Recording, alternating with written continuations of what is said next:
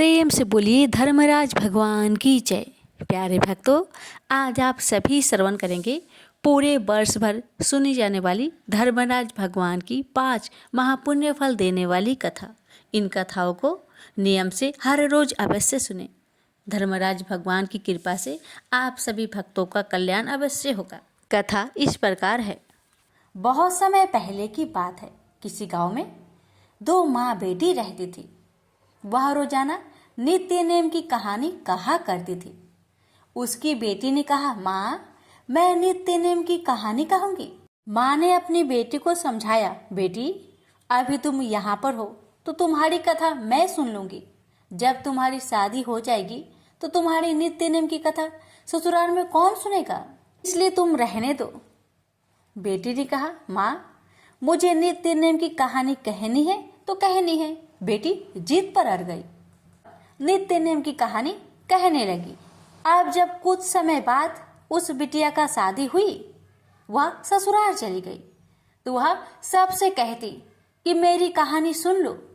सभी कुछ न कुछ बहाना बनाकर कहानी सुनते ही नहीं वहां से चले जाते, तो बेचारी को भूखा ही रहना पड़ता। एक दिन पड़ोसन बोली, मैं तुम्हारी कहानी सुनूंगी।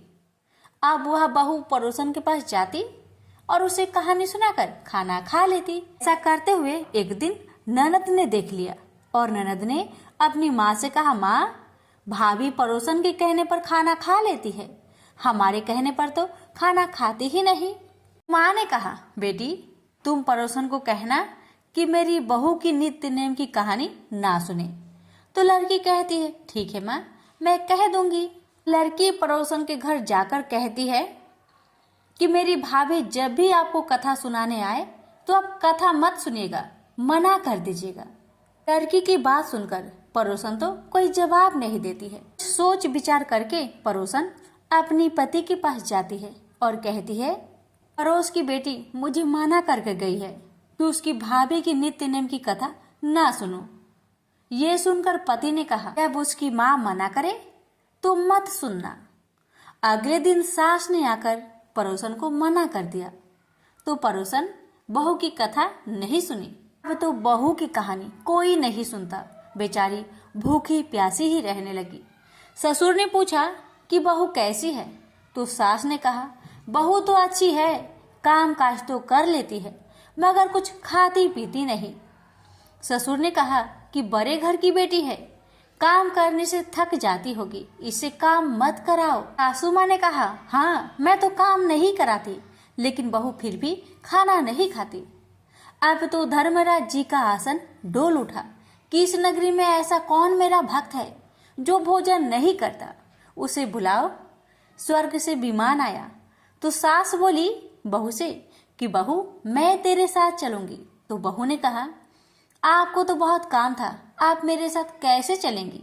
मेरी कहानी सुनने का आपके पास तो समय ही नहीं था। अब जेठानी ने जब कहा तो देवरानी कहने लगी, क्यों, आपको तो मालिक का खाना बनाना है ना, तो आप कैसे जाएंगी? जब ननद ने कहा तो वह कहने लगी कि आपको भी तो गुड्डी गुड़िया के साथ खेलने की फुर्सत ही नहीं थी, तो मेरे साथ कैसे चलेंगी? जब पड़ोसन बोली कि मैं चलूंगी तो बहू बोली, हाँ, एक तुम ही तो हो जिसने मेरी नित्य नेम की कहानी सुनी थी, तुम चलो मेरे साथ। अब पड़ोसन अपने पति के पास गई और अपनी सारी कहानी सुना दी। पति बोला, तू तो बड़ी भाग्यवान है जो जीते जी जा रही है, मरकर तो सभी जाते हैं। वह भी गई। प्रेम से बोलिए धर्मराज भगवान की जय। एक ब्राह्मणी मरकर भगवान के घर गई। वहां जाकर बोली, मुझे धर्मराज जी के मंदिर का रास्ता बता दो।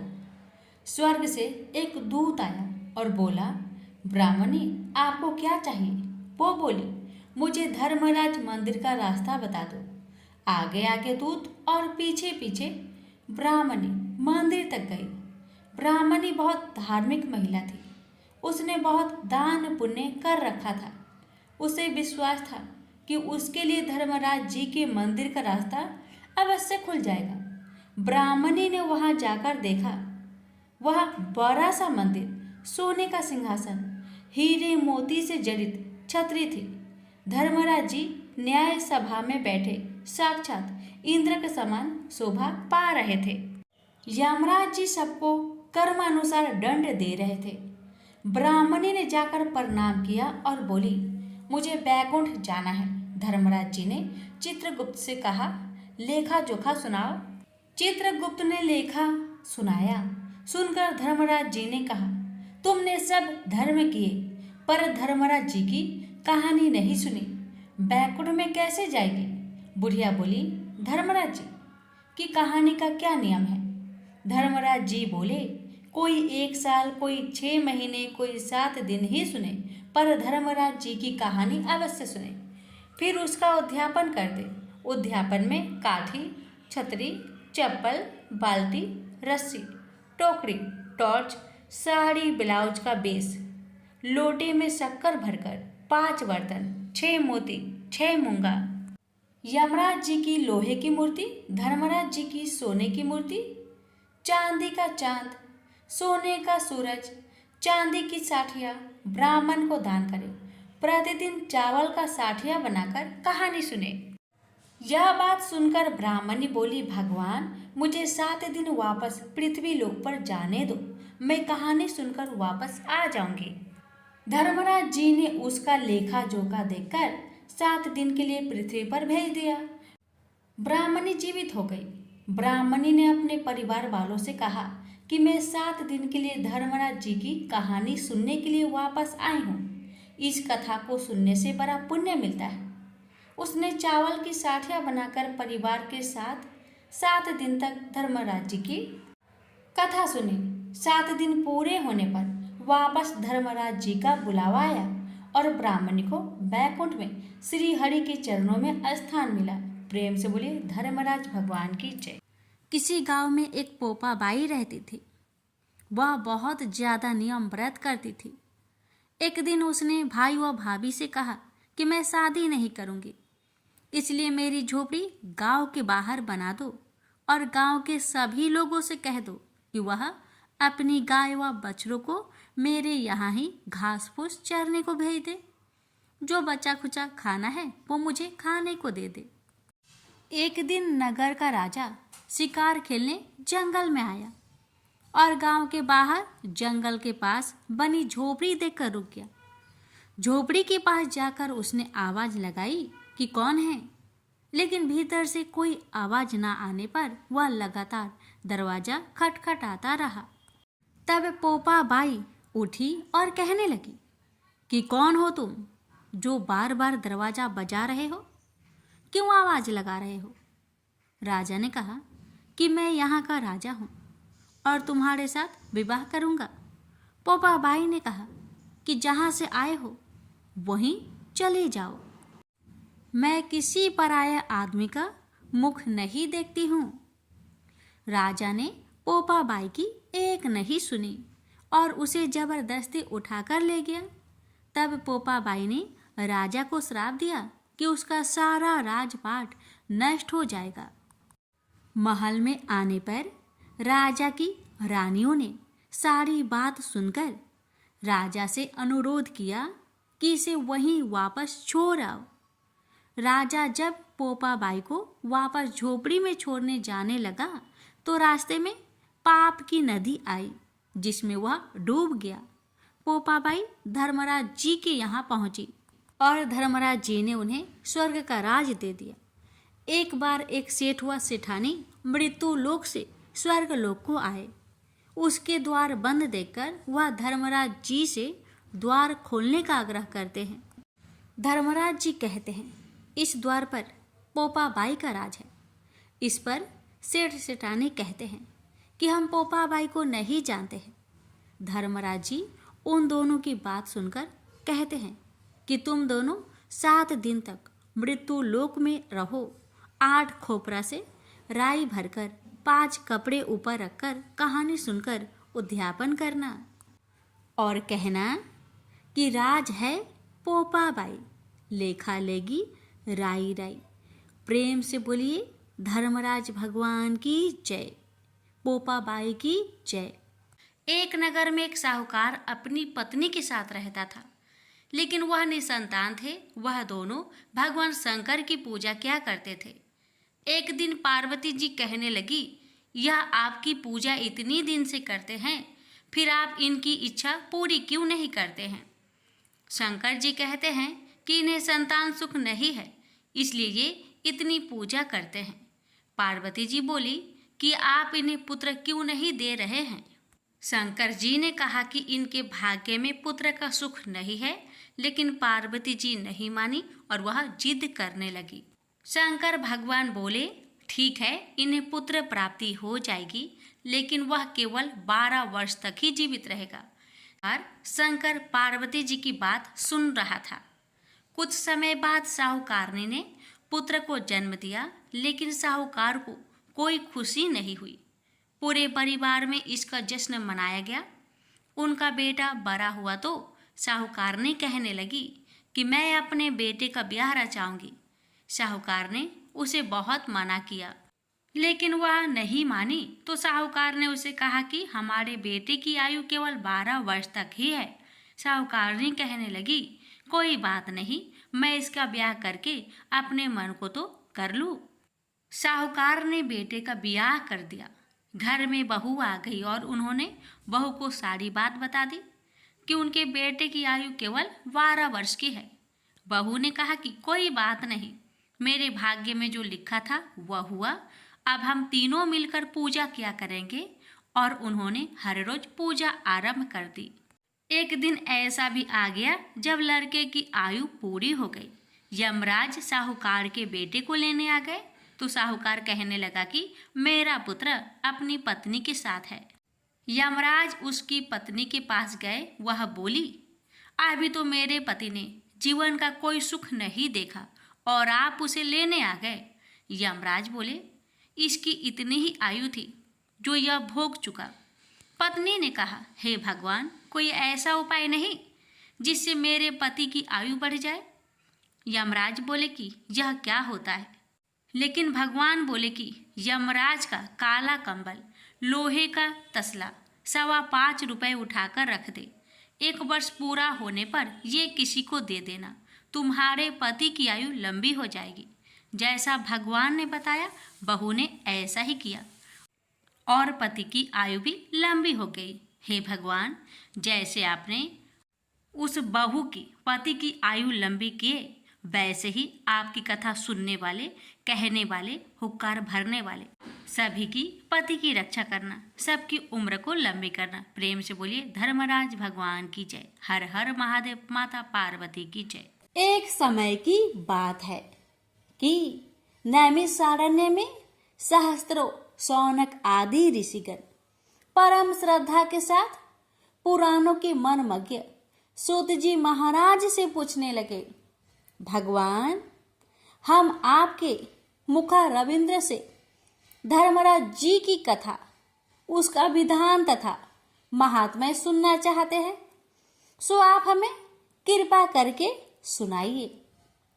सूत जी बोले, हे ऋषियों, आप लोगों ने मुझसे मनुष्यों के कल्याण की कामना से ये पूछा है, अतः आज मैं आप लोगों को धर्मराज जी की कथा सुनाता हूँ।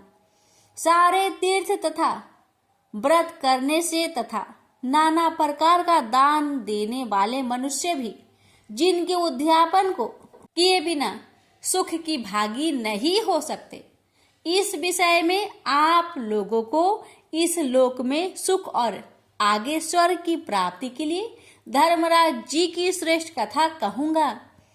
आप लोग विश्वास रख कर श्रवण करें। पूर्व काल की बात है कि राजा बब्रुवाहन महोदय पूर्व में राज्य करता था। वह राजा बड़ा धर्मात्मा, दयालु तथा गौ ब्राह्मण और भक्त पूजक था। उसके राज्य में हरिदास विष्णु सेवक बड़ा तेजस्वी था। तदनुसार उसकी पत्नी भी बहुत सुशील और धर्मवती थी, जिसका नाम था गुणवती। हरिदास विष्णु सेवक बड़ा तपस्वी था। तदुसार उसकी पत्नी श्री भगवान की भक्त और पतिव्रता थी।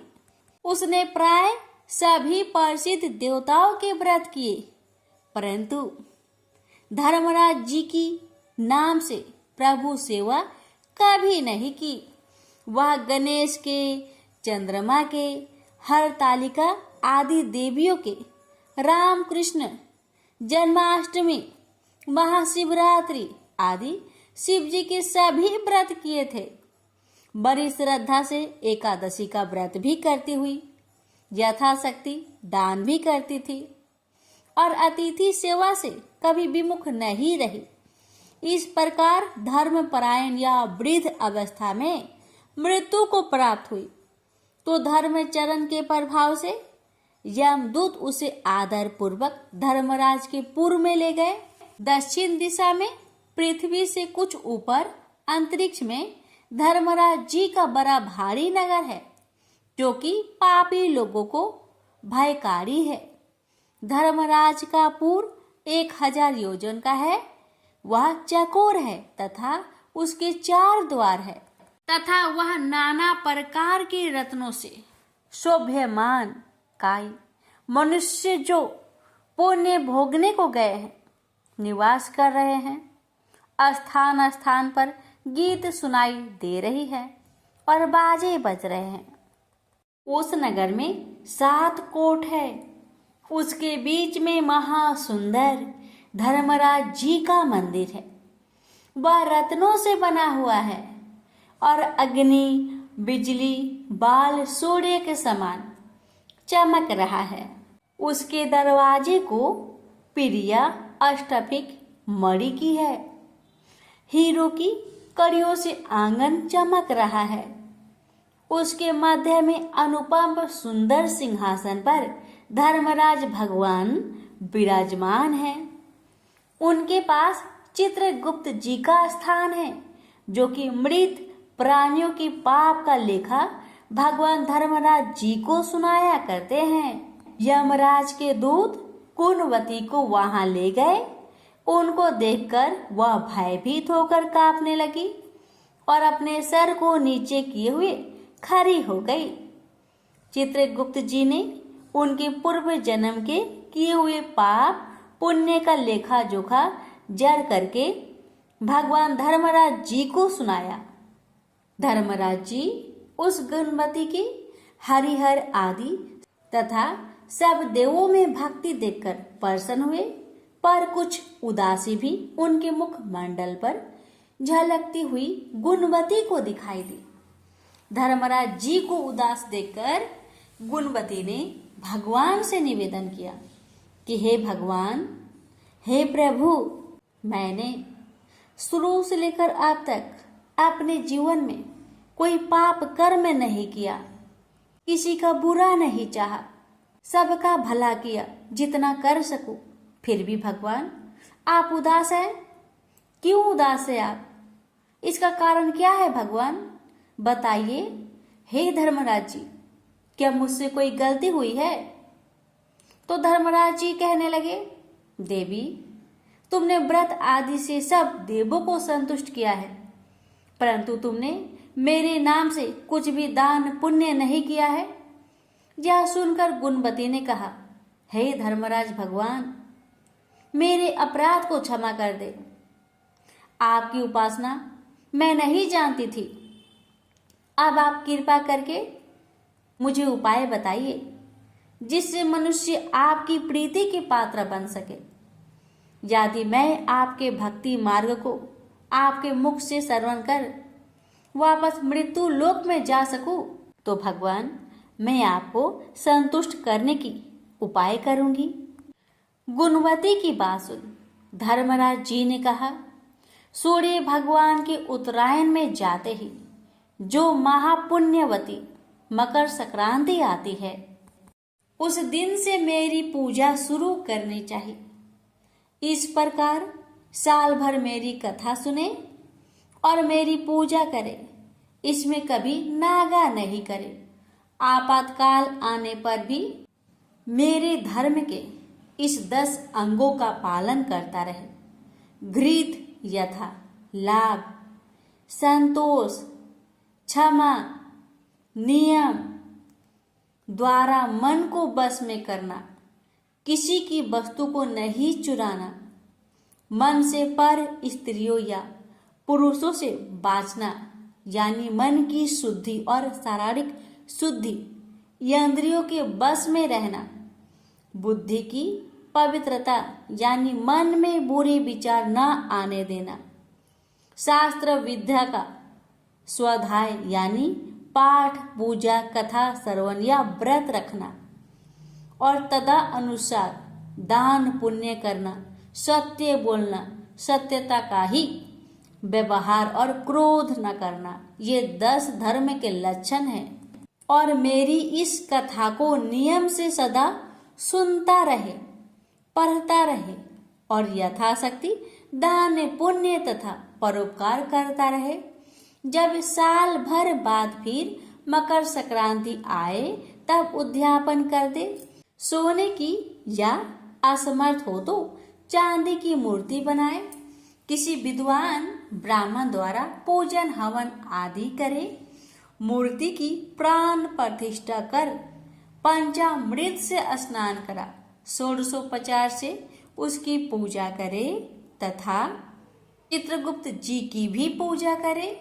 वह सफेद काले तिलों के लड्डू का भोग लगाए। हमारी पूर्ण पुष्टि के लिए ब्राह्मण को भी भोजन कराए और बांस की छावड़ी में 5.25 सेर धान्य जवार जो मुक्ता तुल्य मानी है किसी ब्राह्मण या मंदिर में भेंट करे। स्वर्ग में चढ़ने के लिए सोने या चांदी की नसेली धर्मराज मंदिर में दान करे। इसके साथ ही सुंदर बनी हुई सैया, मुलायम गद्दा तथा रजाई और तकिया हो। इसके अलावा कंबल, पादुकाएं, लकड़ी या डंडा, लोटा, टोल, 5 कपड़े भी धर्मराज जी के निमित्त और यदि समर्थ हो तो श्वेत, काली या लाल गाय चित्रगुप्त के निमित्त धर्मराज मंदिर में दान करना चाहिए। ये सभी वस्तुएं सर्व साधारण के लिए हैं। धनवान व्यक्ति और भी दान करे तो उत्तम है। गुणवती ने धर्मराज जी से प्रार्थना की, हे प्रभु, यदि ऐसी बात है, यह दूतों से मुझे छुड़ाकर फिर संसार में भेजिए, जिससे मैं आपके कथा का प्रचार कर सकूं। जैसे ही उसकी प्रार्थना पर भगवान धर्मराज जी ने गुणवती को भूलोक पर वापस जाने की स्वीकृति दे दी। उसी समय मृत शरीर में पुनः प्राणों का संचार हो गया और उसके पुत्र कहने लगे, हमारी माता जी भी जीवित हो गई। इसके बाद गुणवती ने अपने पति और पुत्र आदि को सब बातें बताई जो धर्मराज जी ने मनुष्य के कल्याण के लिए कही थी। और गुणवती ने मकर संक्रांति से विधिवत उसने धर्मराज जी की प्रतिदिन पूजा और कथा आरंभ कर दी और स्वर्ग जाने के लिए दान पुण्य कर्म आदि भी आरंभ करने लगी। इस प्रकार गुणवती साल भर कथा सुनकर धर्म के 10 अंगों का पालन कर तब पुनः मृत्युपरांत वापस स्वर्ग में देवताओं ने गुणवती का आदर किया और सदा स्वर्गीय भोगों को भोगती रही। सूत महाराज ने सनकादिक ऋषियों से कहा, हे मुनियों, जिस घर में स्त्री या पुरुष इस धर्मराज भगवान की व्रत कथा को श्रद्धा से पढ़े या सुने तो वो दुख से मुक्त हो जाते हैं तथा संपूर्ण दान देने से पाप मुक्त हो जाते हैं। इसमें कोई संशय की बात नहीं कि मृत्यु काल में यमदूत जो लेने आते हैं वो भी उसको आदर पूर्वक ले जाते हैं और धर्मराज भी उसे सदा सुखी रखते हैं। यदि उन मनुष्य के कुछ पाप बाकी भी हो तो शीघ्र ही पाप नाश का उपाय बताकर शीघ्र ही पाप मुक्त कराने में सहायक बन जाते हैं। गरुड़ पुराण आदि में लिखा है, पापी लोग को यमदूत भयानक यातनाएं देते हुए ले जाते हैं, परंतु धर्मराज जी की कथा व दान पुण्य धर्म राज मंदिर में करते हैं, वह मनुष्य यमपुरी में कष्ट नहीं पाते। वह मनुष्य शीघ्र ही स्वर्ग तथा मोक्ष को प्राप्त होते हैं। प्रेम से बोलिए धर्मराज भगवान की जय। हे धर्मराज जी भगवान, आपकी कथा कहने वाले, श्रद्धा पूर्वक सुनने वाले सभी भक्तों पर अपनी कृपा सदा सर्वदा बनाए रखे। प्रेम से बोलिए धर्मराज भगवान की जय।